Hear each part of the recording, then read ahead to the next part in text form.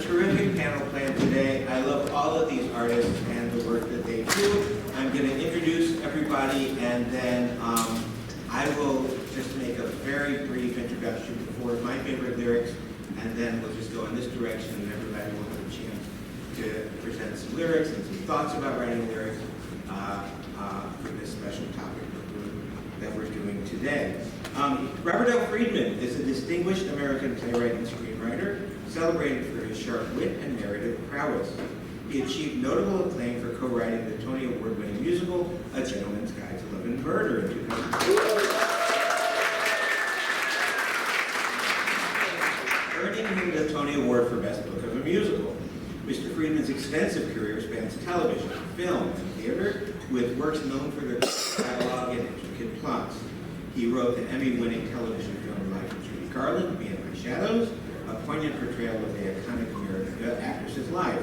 Additionally, he co-wrote the 1997 TV adaptation of Rodgers and Hammerstein's Cinderella, which received critical acclaim. Mr. Freedman's contribution to the arts has made a significant impact, influencing contemporary storytelling across multiple mediums. Both Robert and Murray came to New York specifically for BroadwayCon.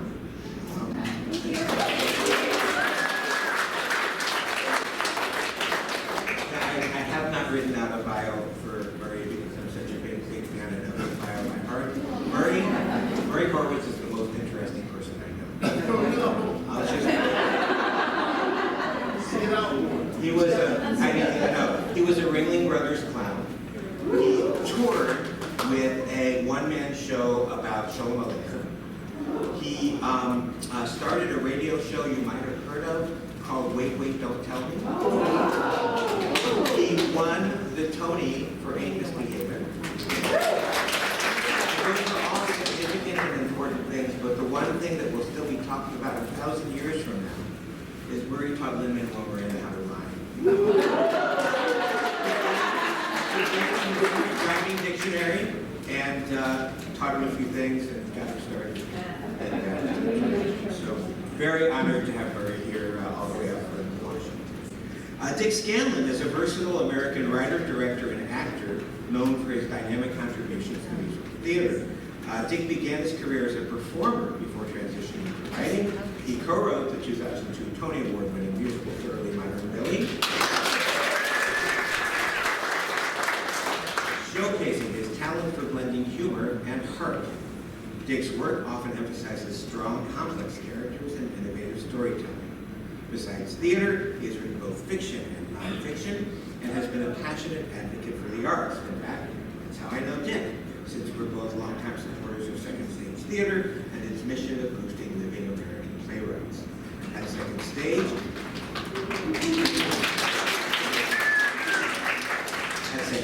Dick helped create Everyday Rapture with Sherry Renee Scott, which transferred to Broadway. And my favorite, Whirl Inside a Loop, which is inspired by the author's actual experiences in a men's prison. It is one of the most powerful theatrical experiences of my life. Dick Scanlan.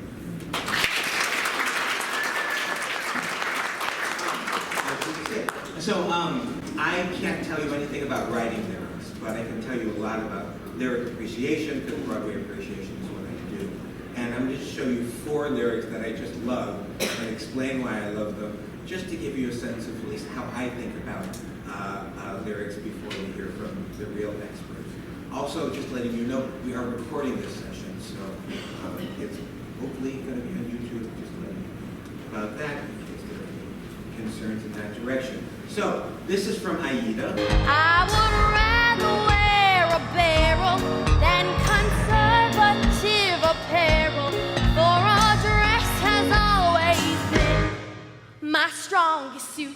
So this is Tim Rice when he's on. Because when Tim Rice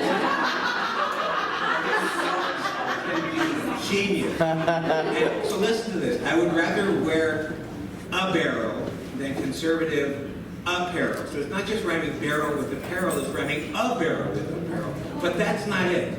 That's not what I love about this lyric. Who is the most famous person in history who's known for wearing flamboyant costumes when he performs? Elton John. So he wrote the music, and Tim Rice gave him a lyric to this song that exactly fits. I love it. Okay. How about this one? Today's of inspiration, playing cookie, making something out of nothing. Making something out of nothing is what Mark Cohen does. He's got all these people around him who have HIV and are homeless and poor and transgender and are treated like nothing, and yet he makes something out of nothing. But that's what Jonathan Larson did too. He took people's lives who were not represented on the Broadway stage, and he made something out of what was treated as nothing. That's what this lyric does. I think it's, when lyric goes to theme, that makes me happy. So here's my right finger. It's how girls should behave. Sometimes what's meant to break you makes you brave. Raise your hand if you were at Friday morning session, class acts with Nell Benjamin.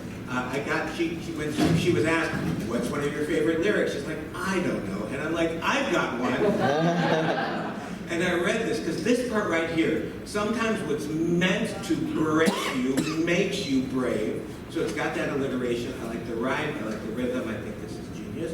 And the last one might be Sondheim, or it might be his book writers, Bert Shudlove and Larry Gelbart from If Anything Happened on the Way to the Forum. This is Sondheim and his collaborators taking something that exists in the English language and, like an archaeologist, just uncovering it and showing it to us, because somebody would have found this eventually. 1, 2, 1, 2. We not only fought, but we won. 2, left, right, left, right. There's none of the enemy left, right? That exists. That is part of the English language. Left to right, 1, 2. Somebody had to do that. And these are the ones who did that first. And again, I just think it's a charity. So that's my little bit about some lyrics, and I'm going to pass the baton on to Mr. Reed. Hi, everybody. I'll just first, I think, describe my path toward becoming a lyricist. I wrote with the most amazing composers, Cole Porter, and Irving Berlin, and George Gershwin, Harold Arlen. What I mean by that is that I started off writing song parodies, shows that I directed and wrote for my Jewish youth group when I was in high school. The US1. International president of US1, regional president in 1975. Anyway, so there you go. So I learned a lot from just doing that. It's like it's self-taught. They were exercises. And then I just listened to as all of you have, every Broadway cast album, that I could get my hands on. And, I just listened to them over and over and over again. I could just see things somehow. Just so it became like a language that I could speak.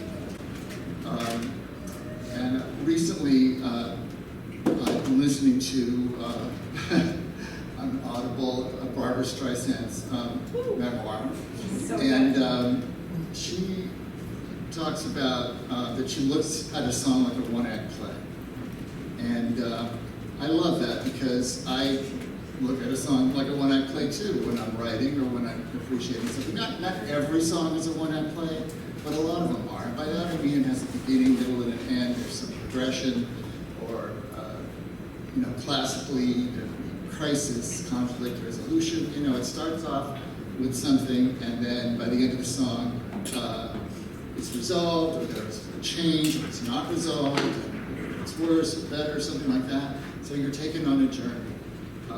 Do you have the lyrics? Yeah. So I was in the very first class in the Tisch School of the Arts at NYU of the musical theater writing program, and we had the most amazing teachers. We had Leonard Bernstein, Betty Comden and Adolph Green, and Arthur Lawrence, and just everybody you can think of in that day and age. And Julie Stein, and he became kind of a mentor for me. And I remember when he first came in, you've got all these young people in their early 20s, and we all wanted to be Stephen Sondheim. Of course. And so But Julie Stein was more old school. And like, for instance, I'll just give you an example of something you said. There was a song that somebody wrote with lyrics that said she or her, you know, or came from a woman's point of view. And he said, no, you can't make it gender specific like that because how's Frank Sinatra going to record it? In his life, that was a big deal because Frank Sinatra recorded zillions of his songs and he had 8 Oscar nominations. And, you know, that was a big deal. But the other thing he said was simplicity. Simplicity. He kept saying it over and over and over. And it took me a long time to really fully appreciate it because we all wanted to write these complicated, not just you know, psychologically complicated, but you know, complicated lyrics and songs with a lot of patter, and, you know, whatever. And to just find new forms somehow, and lots of words sung fast. And but I really appreciate the idea of simplicity more and more. And I think of a lyric kind of like as a haiku, you know. You want to say the absolute most you can with as few words as possible. And so that's sort of my approach to the lyrics. And I love If I Loved You, Rodgers and Hammerstein from Carousel so much. I think it's my favorite love song. And it's just so amazingly beautiful. And lyrics are not really meant to be read. They're, you know, they need the music to work. And I think the music is absolutely so gorgeous, the combination of this beautiful, simple lyric, which gets repeated. And there's a lot of other stuff going on in the scene, but the other thing I love about it is, you know, if I loved you. In other words, we're going to tell each other the most intimate things, but it's not going to cost us too much because we just say, if I loved you. You know, oh, it's only if I loved you. It's sort of a little bit like people will say we're in love in Oklahoma. It's that same idea, which I just think is brilliant, you know. And so that's why I wanted to bring up this song as something that I really love. And then the next one is, you know, listen, I love every Stephen Sondheim song, and you could never pin me down. But I chose this one just to mention because it tells an entire story about this woman in one little song, and it's very simple, and it then repeats, and musically it gets more intense, and performance-wise it gets more intense and more emotional, but they're the same words, and they're incredibly powerful. But anybody who doesn't know the song Losing My Mind? Okay, that's for one person. The sun comes up, I think about you. The coffee cup, I think about you. I want you so, it's like I'm losing my mind. The morning ends, I think about you. I talk to friends, I think about you. And do they know, it's like I'm losing my mind. I really love this part coming up. All afternoon, doing every little chore. The thought of you stays bright. Sometimes I stand in the middle of the floor, not going left, not going right. I dim the lights and think about you, spend sleepless nights to think about you. You said to love me. Or were you just being kind? Or am I losing my mind? And it's a particular kind of song that this show, Follies, that this is from, has a lot of, which is the woman singing this, when she sings this song, it's a song you know, that she might have sung in the original Follies, which was, you know, 30 years earlier or whatever, or, and she's playing a character, but it's really telling you exactly how she's feeling for the character that she is, the person she is in the plot of the show that we're seeing. So it's double duty. And I love songs like that. And then, oh, well, okay, so if I had to pick my favorite song on you know, she'll grow older by the hour and be hopelessly shattered by Saturday night. I can't tell you why. It's just so brilliant. Hopelessly shattered by Saturday night. His ear, you know, the rhythm of it, everything about it, I just, you know, tickles me. I love Sheldon Harnett. And I love this song, the title song from She Loves Me. Sheldon Harnett wrote Fiddler on the Roof and a lot of other stuff. And I love how it's just this pure expression of the character's feelings, the exuberance of it, of having fallen in love and realizing that the person you're in love with actually loves you too. And, you know, it's often said that, you know, when does a song come in a show? Well, it comes when the character, it feels such intense feeling that merely saying dialogue, saying the words isn't enough. They have to sing because they're so emotional. And this is just a perfect example of it. And also very simple. And the line that really tickles me the most is, you know, he's listing all of these different things that are going on with him. And he sings, "I'm tingling, such delicious tingles. I'm trembling. What the heck does that mean? I'm freezing. That's because it's cold out." It doesn't get better than that. Horwitz was a wonderful man, a wonderful lyricist. And then I picked a couple of songs that I wrote.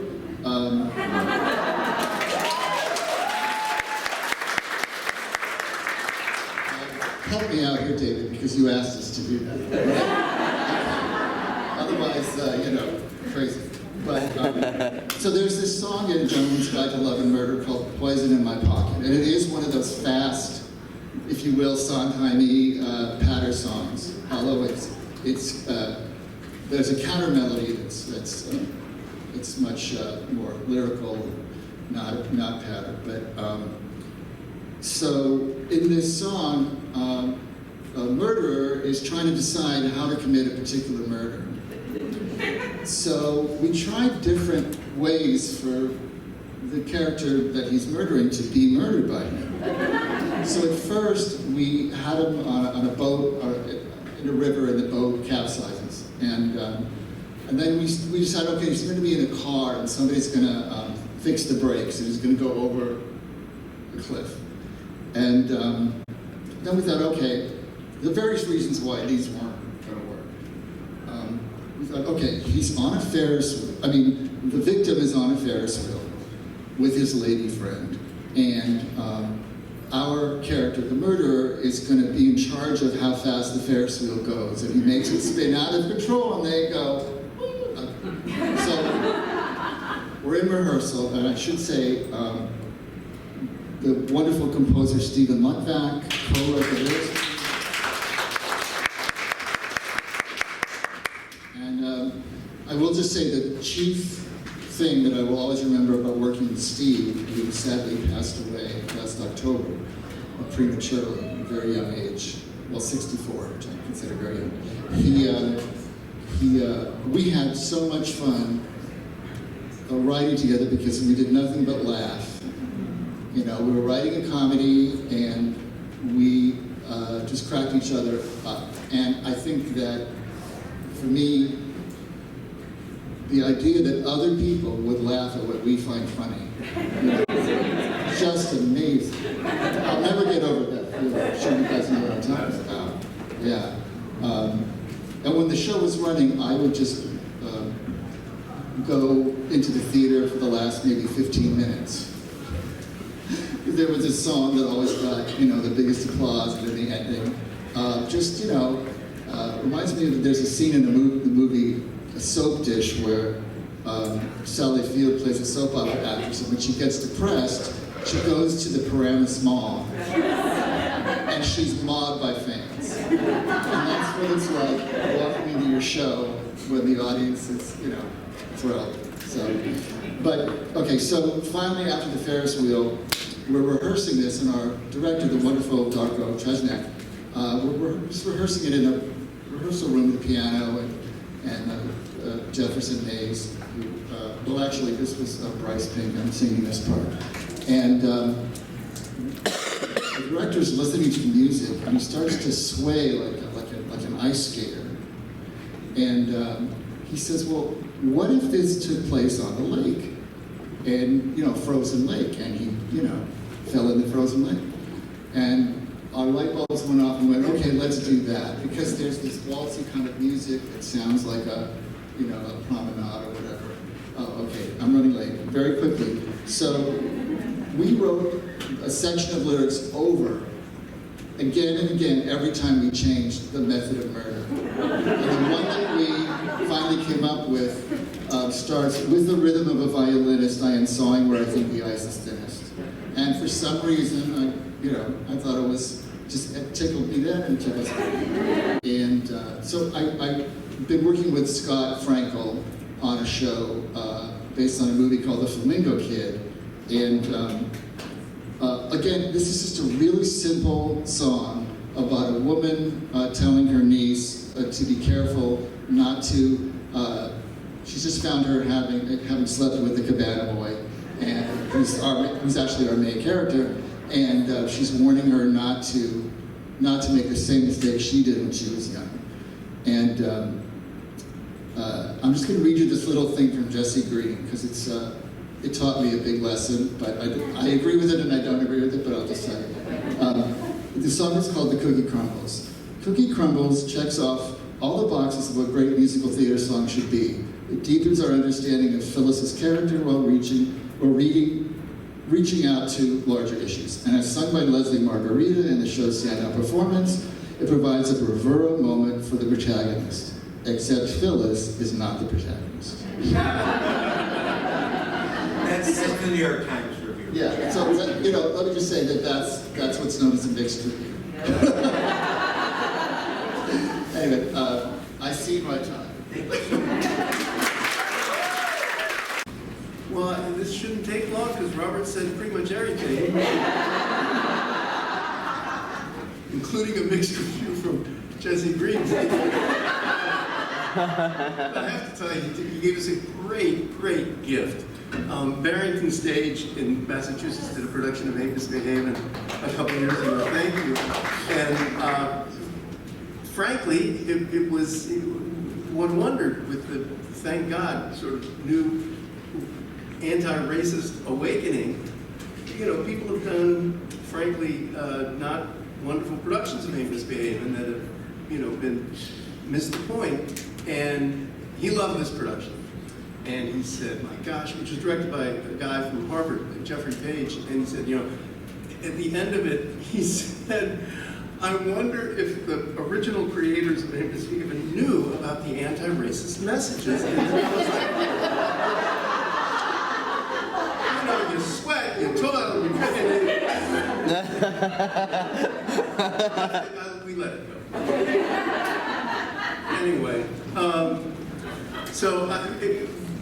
David asked us to address, how you construct it, because there's so many things about what Robert just said that are very similar things that I would say, except I was not the president of the United States. I was a dues-paying member of the Temple Youth Group in Dayton. Excuse me. So it was Temple Israel in Dayton, Ohio. So, and that's one of the clues of how to succeed in Broadway. You really should be from Dayton, Ohio. That would really...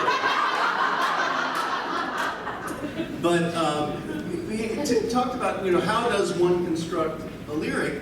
And my first answer it depends entirely on what you're writing. And writing parodies of lyrics for relatives' birthday parties and, my 8th grade show and all that really helps. And of course listening, just listen, because you'll learn a lot. I'll talk a little bit about mentors later, but the best mentors are dead. I learned so much from Frank Lesser, from Andy Razoff, from Anne Rennell, from just all these great lyricists. But it depends on what you're writing. The most general principle to keep in mind that everybody here probably knows that writing for the theater has different requirements from pop songwriting. And both of those are different from writing opera or oratorio. Jazz has its requirements, and there are differences in pop too. Rock or rhythm and blues writing is different with kind of different standards from classic American popular song. And, or country music or hip hop, goodness knows, you just have very different requirements. So you judge a lyric, in my view, by those criteria. You would not judge, I remember seeing a mutual friends show in Chicago that happily did not go past Chicago. With the great songwriters Barry Mann and Cynthia Weil, who were mentors, and they're pop songwriters. And we were up in Barry and Cynthia's room, just the three of us talking, and I was saying, you know, the lyrics, and she said, no, she says, you can do that in a pop song, but you can't do it on Broadway, and it's very true. I did bring some lyrics, I think. I hope I brought a handful of keys, because I learned a lot. My greatest mentor was my partner, Richard Maltby Jr., and yeah, you can do that. And Richard was already an experienced hand. He directed my one-man show that I performed with Shalom Aleichem stories. I didn't know that he knew anything about musical theater, right? And then we discovered this, and I said, you know, Fats Waller is, I don't like jazz. And a couple years later, Lynn Meadow was a great producer of Manhattan Theatre Club, said we need a cabaret show. What about that idea Murray had, Fats Waller? So Richard, and we did it. But I figured out we had to put lyrics, we had to tell the audience what stride piano was, which is the style that James P. Johnson, Willie the Lion Smith invented in Harlem in the 1920s, and Fats Waller kind of perfected. And so I kind of, I'm not a musician, but I tried to transcribe at least the rhythmic patterns of Fats' solo to put lyrics to it. The idea came from a jazz musician, Marty Gross, who is still around and still doing wonderful work, and he said, we went to see him one night at Michael's Pub, and he said, I think somebody ought to put lyrics to one of those Fats Waller piano solos, you know, like Handful of Keys, I like to tingle on an old piano, and Richard literally grabbed him by the collar and said, write it and copyright it, or we will. He says, no, I'm not a lyricist, you guys do it. So we did. And I did the 32 bars, and I was mindful of Julie Stein's lesson of simplicity and clarity, and so I like to tinkle on an old piano, I like to play it in the subtle manner, I get a lot of pleasure with the span of keys underneath my fingertips, is the first 8 bars. And then it occurred to me that we could put, I wanted to do something with piano, yano, right? And Richard kind of wrote the lyric going into that, and then that's what we did. And I thought that was just clever as hell. And I also thought my first 32 bars were really clever. You know, I know I'll always be the top banana with a handful of keys. And when I presented it to Richard looked at the bridge, which is a handful of keys and a song to sing, how could you ask for more? He said, that's great, I love that. I was like, why? And he was right, and the answer is because that's what needed to happen in the show at that time, to tell people who Fats Waller was and what they were going to get for the rest of the evening. And I didn't know that, but he was right. And I learned a lot. And I thought that yeah, no would get a lot of laughs, and it did get laughs, but this is happening to all of us now. Arthur Faria, the brilliant choreographer of Ain't MIsbehavin, who it was his fate to be nominated for a Tony the same year that Bob Fosse did a show called Dancin'. But he looked at the lyric and said, oh, and so it turned out that yeah, no that I thought was endlessly clever. It was okay, but it was great for the dance and for the movement, and it gave us a wonderful moment in the show. I also... Do you want me to play it? Did that snippet, yeah? And this was, let's see, this was like 4 years after I left the Ringling Show, and having been a working circus clown for a while really helped with what they did and the way they approached it, and with other numbers in the show, like Your Feet's Too Big. What else? Oh, and then the other show I'll talk about is John Harbison is a brilliant classical composer. He wrote an opera at the Metropolitan, The Great Gatsby, and as you may know, S. Scott Fitzgerald probably uses more popular songs in his novels than any other American author. And some of the songs in The Great Gatsby, in the novel, are real songs, like The Chic of Araby and Ain't We Got Fun. But he'd say, this Broadway singer came to Gatsby's party and she sang her big number. So we had to write that number. So he thought he needed a lyricist for that, and he got desperate and he found me. And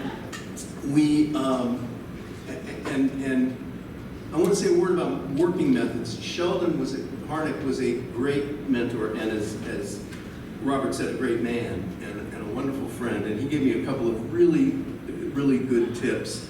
And one of them was about working habits. And when I'm writing a lyric, and I think Sheldon was the one who taught me this, you got to work on it every day. You can't work on it too long. I can't work on lyrics for like 6 hours. I mean, you go nuts.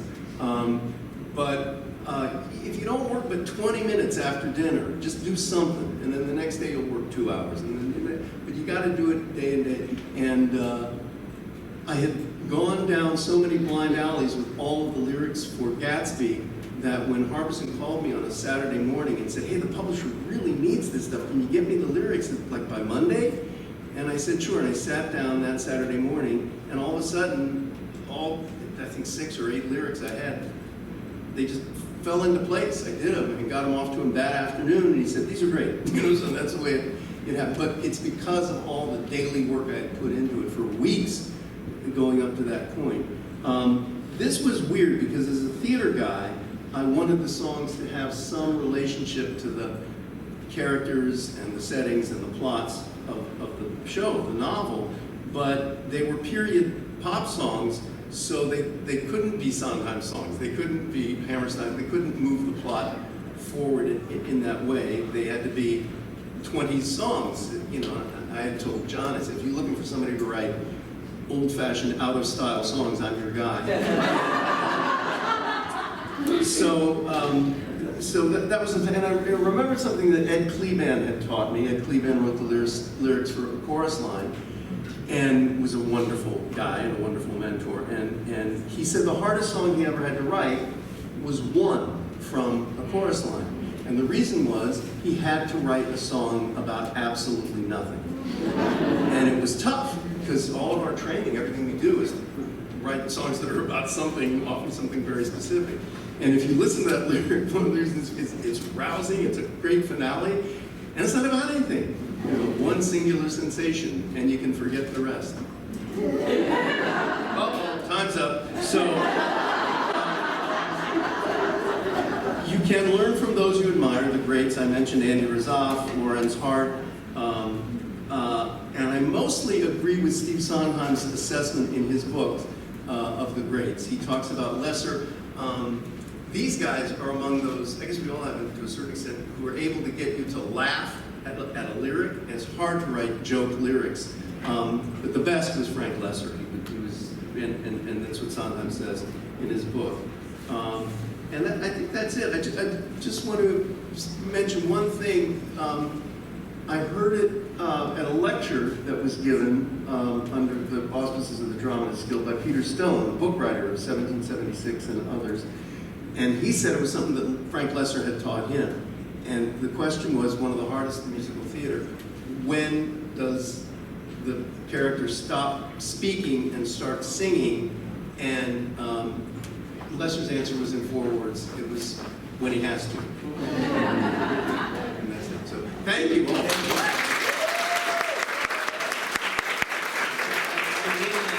I was not part of a Jewish youth group. However, I did all of my theater training at the Jewish Community Center.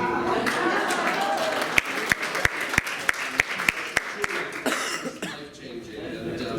And as David indicated, I've had a fairly eclectic career, and I'm always a little bit self-conscious when I'm introduced as a lyricist and a librettist and a writer and a director. All those things I suppose are true, but really I think of myself as a storyteller, and I do whatever has to be done in the context of that project to tell the story, and I've been blessed that in many cases it has included writing lyrics.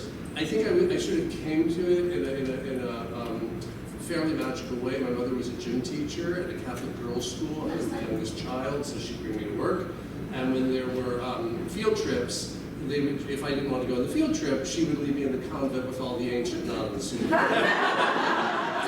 And in early April of 1965, they were going on a field trip to a movie, and she told me the name of the movie, and I said, I don't want to see that movie. You know how children are. I said, I don't care. to see that movie. I was just about to turn 5.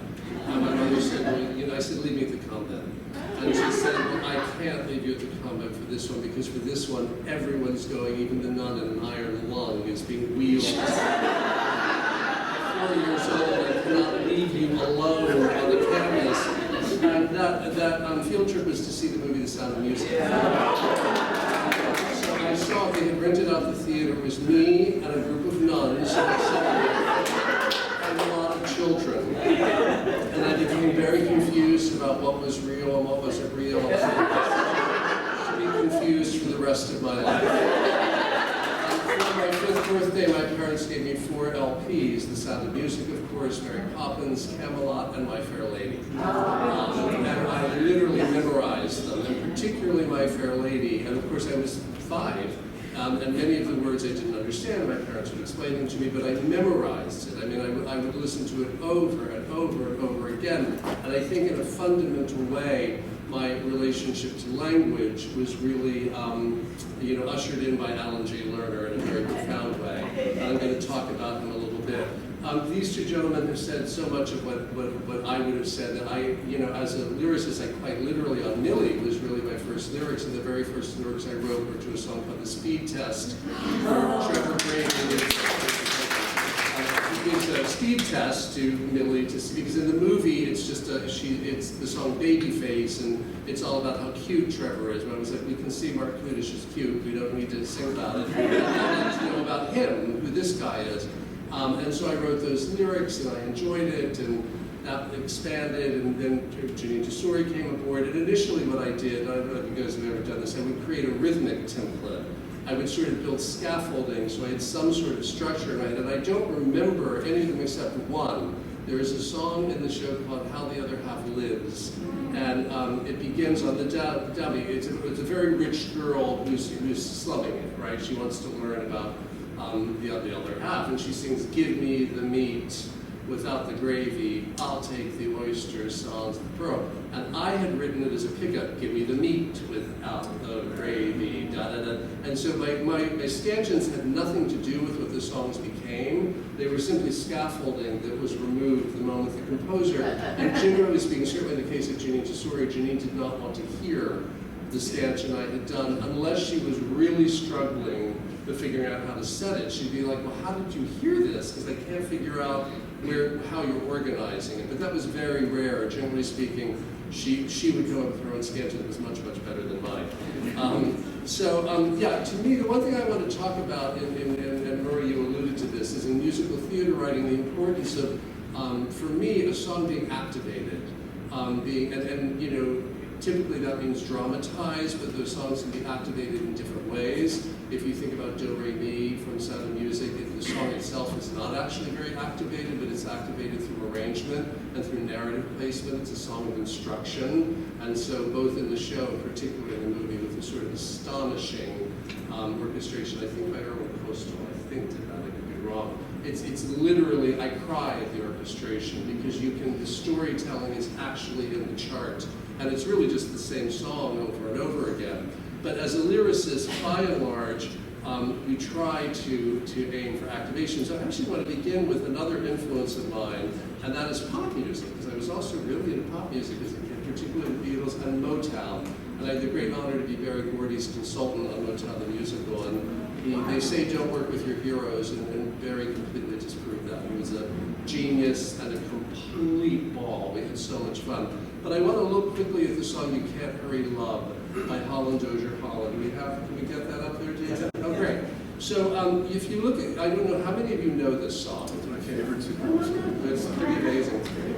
So it's, I need love to use my mind. I need to find someone to call mine. But Mama said, you can't hurry love. No, you just have to wait. She said, love don't come easy. It's a game of give and take. You can't hurry love. You just have to wait. You got to trust, give it time, no matter how long it takes. But how many heartaches must I stand before I find a love to let me live again? Right now, the only thing that keeps me hanging on when I feel my strength is almost gone, I remember Mama said. So it's a character who is filled with yearning, who is filled with a profound anxiety that she or he or whoever is not going to find love, and they keep trying to ground themselves with Mama's advice, right? They keep coming back. So it is a fundamentally dramatic song. And if I'd like to now go to the song Forget About the Boy, which I wrote for the musical Thoroughly Modern Millie, which is actually, and I had no thought of this, by the way, when I wrote Forget About the Boy. All of this sort of came to me as I was preparing for this. Forget About the Boy is sort of the exact same thing in reverse, right? It is a young woman who is getting rid of a relationship and keeps unwittingly landing back and yearning for the person she's trying to get rid of. So it's cut the cord, is that a man I once adored? You know, I forgot the words. Nothing but an albatross, no great loss, double crosser, right? And then, but in the moonlight, don't you think about him, right? And then it goes all the way until she says, forget about the boy, forget about the boy, forget about Jimmy, oh Jimmy, right? And she's completely stuck again in the longing. And then what Janine and I did was we could then externalize that internal dilemma by having the central character Millie really fall into yearning again, and then have the other stenogs, the other secretaries, take the role of, no, don't do that. So again, trying to find drama in the song itself as opposed to, pure declamation. I think declamatory is the enemy of the theater song, right? If a song tells you how I feel, and then I'm going to tell you how I feel a little bit more, and then I'm going to tell you how I feel again, I'm going to end by telling you how I feel. And that feeling doesn't change. I think it becomes, and pop songs, by the way, can do that, and the tension can become, can be created in production and other things. But I think in a theater song, ideally, the song itself carries the drama. I'd like to look at another example of that, and this is the song Mira from Carnival. How many people here know this song?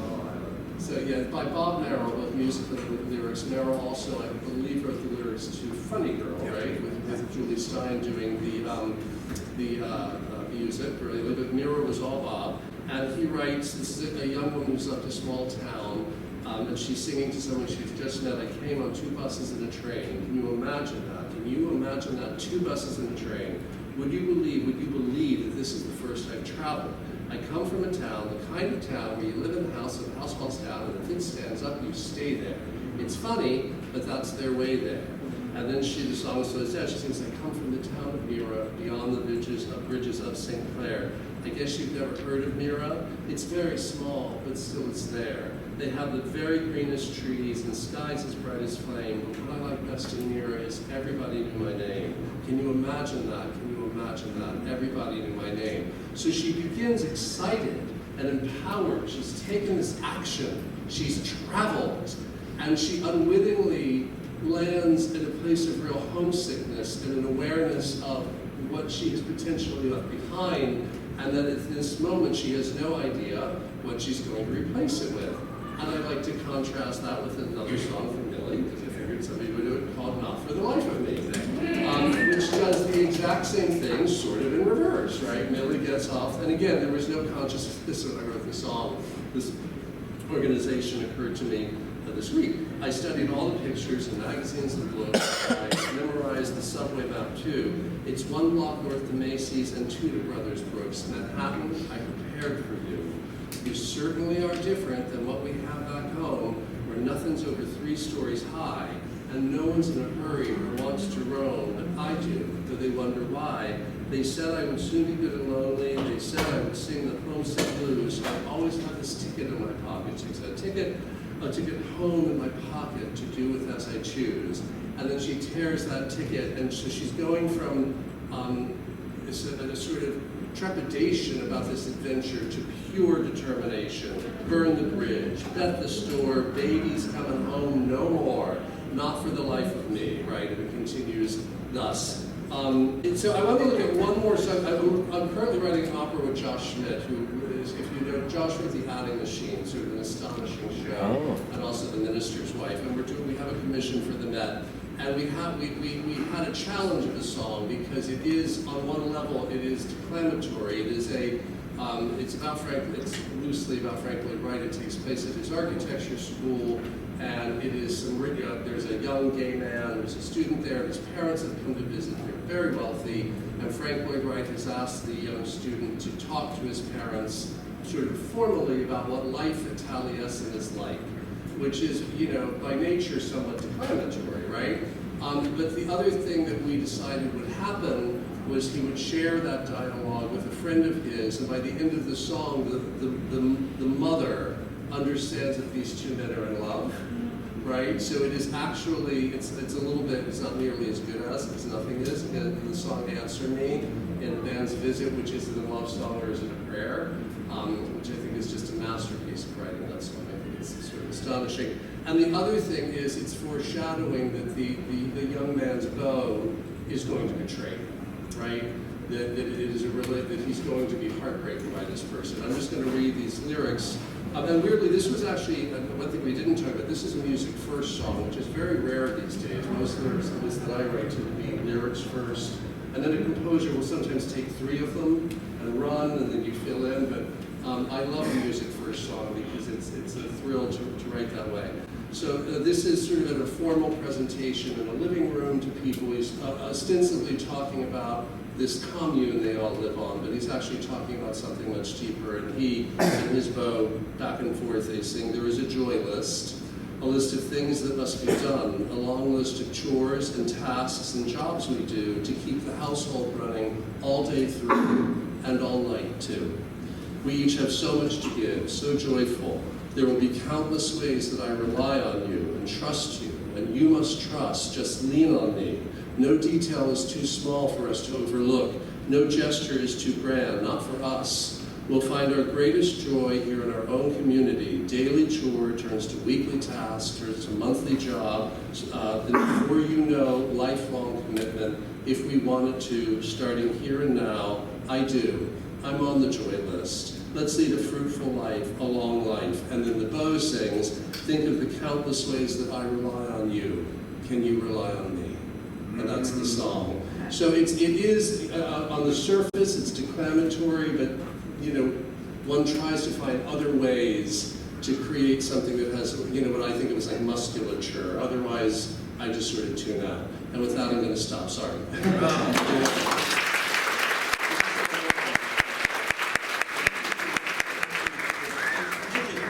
Seriously, the panelists took this assignment, thinking about their own work and about the work of others. Let's give another round.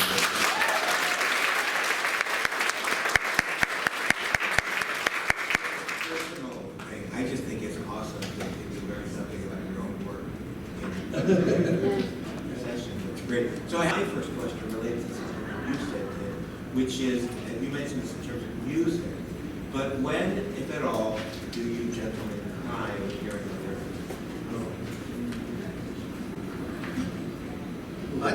I just got chills when those last 2 lyrics that you read of yours, and now of course because I'm an older man I can't remember the first one before the penultimate one, but I just, as you were reading it, I just got oh my God, for me it's any time I hear just something that just an odd lyrical turn that just, man, how did he come up with that? And it just, I'll tell you what, we've all mentioned, I guess, Stephen Sondheim, because how can you not? But you couldn't imitate Steve, or I couldn't. I remember being in Into the Woods like the first week or 2 that it opened, and just shaking my head and saying, you son of a bitch. Do that. I mean, I don't think you can do that. But I can. But I did go to see, somebody I really trust and love said, you've got to see this production of Merrily We Roll Along. And I well remember when Merrily opened, and when Tom Shepard produced the against RCA's wishes, produced the original cast album, I said, what a great score, how did this thing fail? And it was a big flop, and Steve told you there were reasons for that flop. Like my t-shirt? And what did good. And so anyway, I went this, last month or the month before, and I paid $500. The only way I could get it is to $500 for a theater ticket, and it was worth it because of my relationship with him, and he was a friend, and he was everything you hear about him. He was great. He was one of the saints walking the earth. And but also when he got to that moment you were talking about, where they're standing outside the theater and they're hearing the audience cheer, which is happily something that we've all experienced. Richard Rodgers once said to Stanley Green when there was a show-stopping moment, and it might have been in Flower Drum Song, and he leaned over to Stanley Green and he said, "There's only one other feeling like this. This is better." And I just, I lost it several times in Marilyn Monroe. I had the exact same experience. Yeah, I cried through the whole thing. I had seen 3 previews back in 1981, and saw how it changed from performance to performance, which was fascinating. But I remember those back in 1981. I was basically those kids on the rooftop. You know, I was whatever, I was like 23 or something, and that was my life at that moment on the rooftop. And so, no matter what happened in the show, at the end, all 3 times, I just sobbed. So now we go again, a few months ago, and every song triggered something in me, every single one. And of course, it's the writing, and of course, it's the performances. But there's something so profound in it, and to be able to see that show when you're young, and to see it when you're older is kind of like what the show does. Yeah. You know? And so, yeah, I agree with you. I saw the closing performance of the original production. I didn't know it was closed on a Saturday night. I bought a half-price ticket. I was alone in the last row of the orchestra, and right before Act 2, the guy next to me nudged me and did that, and I turned and standing was how, and I did this, and he said, "It's closing tonight." I was like, oh, so that whole second act, they wept and I wept, and I certainly had that reaction here. But I cry. I'm not a big crier, but I often will cry at the marriage of lyric to music to arrangement. I'm very, I do a little bit of arranging. I'm really like the last person you should ever coffee in the arrangement. If you call me, I'll do my best. But it's the merger, it's the collaborative nature of it that can really, and I'm quite serious that there are times where I'll listen to that Sound of Music soundtrack and just listen to the build of the orchestration, and I weep. Because it's just, it's a miracle. I don't understand how, it is simply a miracle. That song is so simple, that song is virtually a ditty, and it turns into a 5-minute journey of connection and discovery of music and discovery of self. So yeah, I'm working on the opera that I quoted from. I'm adapting yet another movie for the stage. I don't know if I'm allowed to say what it is. But the next thing I'm doing, weirdly, it's all about lyrics. I'm opening Lyrics and Lyricist season this year, writing and directing an examination of Oscar Hammerstein, really as an adapter. I've gone and read all the novels and really looked at the source material and then tried to understand how he found what he found. So I'll just say this, where he found soliloquy is 2 lines. It's a line of dialogue in a stage direction. In the original play, Lilium, he opens a window and he screams, "I'm going to be a dad." He closes the window and then he throws himself on the couch and puts a pillow over his head. And those 2 sentences is where Oscar Hammerstein found that masterpiece of a song, the joy and the terror of impending fatherhood. So things like that. I'm not doing much for musical. I've just been commissioned by the New Jersey Performing Arts Center in Newark, for whom I've done a lot of work over the years, including writing a lot of lyric parodies for their galas and special things.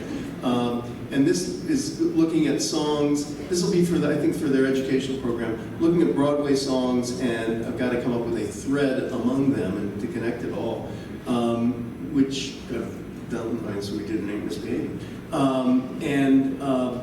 But these are songs about social justice, songs about black-white relations, songs that, just about positive songs about people getting together and can we all just get along. But what happened to me in the last 10 years is I've taken over a radio show on the big NPR station in Washington, WAMU, called The Big Broadcast, which is an old-time radio show. So, thank you, Mom. And so, yes, bigbroadcast.org, and you'll see a picture of me. That's just the bow tie.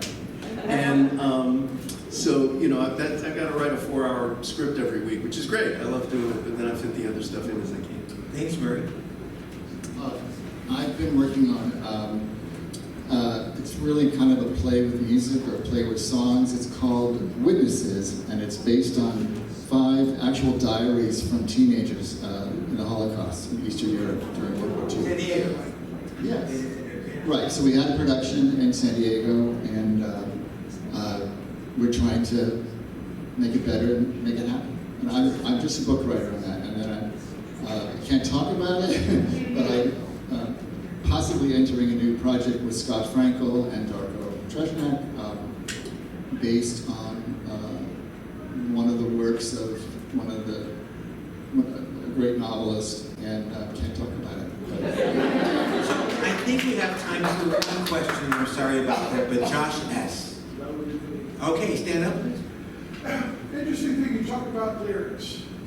I noticed more and more, I don't know if it was Jonathan Larson that started to become Bach, but I noticed more and more pop jukebox.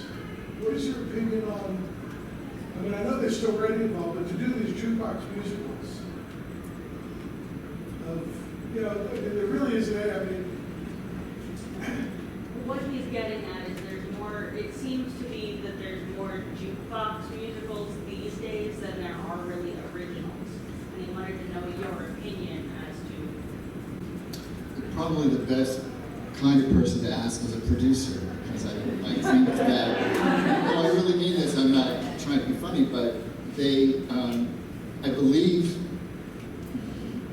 that it's about what every producer is thinking about, is how can I get an audience? Well, I can get an audience by doing something that people already love, and they'll come see it. And some of those shows are great. But Murray, you put together a show with pre-existing music that's not a jukebox music. Yeah, we get Richard and in his day, Luther Henderson, who was our great collaborator and co-author. We'd get upset when people later, before, I don't know when the term jukebox musical came along, probably the 80s or 90s, but that's not what we did. What we did was write a musical with, that was sort of book-less, but that told a story, and that, you know, the characters progress, et cetera, like a musical's supposed to do. There is, you know, exactly what Robert said. There is something called recency bias, right? And if you remember, you know, if you're of a certain age, if you were of a certain age in the 90s and you remembered the Four Seasons, then, you know, Jersey Boys, you know, just like, oh yeah, it was like George Carlin used to talk about ooh yeah humor. He'd just talk about something, people go ooh yeah, right? And these are kind of ooh yeah songs. I was very, very lucky to work on a musical that never made it to Broadway. It was one of several failed attempts to dramatize The Apprenticeship of Judy Kravitz, Mordecai Richler's book, with Jerry Lieber and Mike Stoller, who are among the parents of rock and roll. Mike is still very much with us, and they were very, very adamant about the difference between a great song and a great record. And these are, in a way, jukebox musicals because they're playing records over, you know, and their example, they would be the first ones to tell you. They would put a pseudonym on it, they dislike the song so much. Stand By Me by Benny King is a great record. It's a terrible song. It's really just not a good song at all. And they weren't real proud of it as a song, but they, you know, they cashed the checks. And, well, they should. They produced the record. So, I mean, that's my answer. It's a different thing. Richard said sometime in the, Maltby said sometime in the 70s or, well, in the 80s, I guess, we've changed the definition of what was a revue. A revue, at R-E-V-U-E, used to be upstairs and downstairs. It was, you know, it was sketch, song, sketch, right? And then we did it without, the sketches and songs were the same. One-act plays that were scenes in a larger play. And so what we did is not a jukebox musical, as you said, David. And the jukebox musicals, I think, are, you know, ways to make money and entertain people having a great time. So, you know, they're not hurting anybody.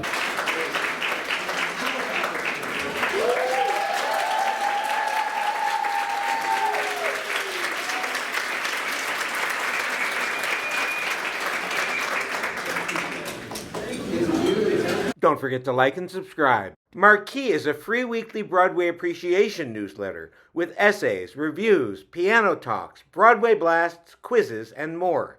Sign up for the complimentary or premium edition and learn about all classes and projects at thebroadwaymaven.com. And here's another video I think you'll like.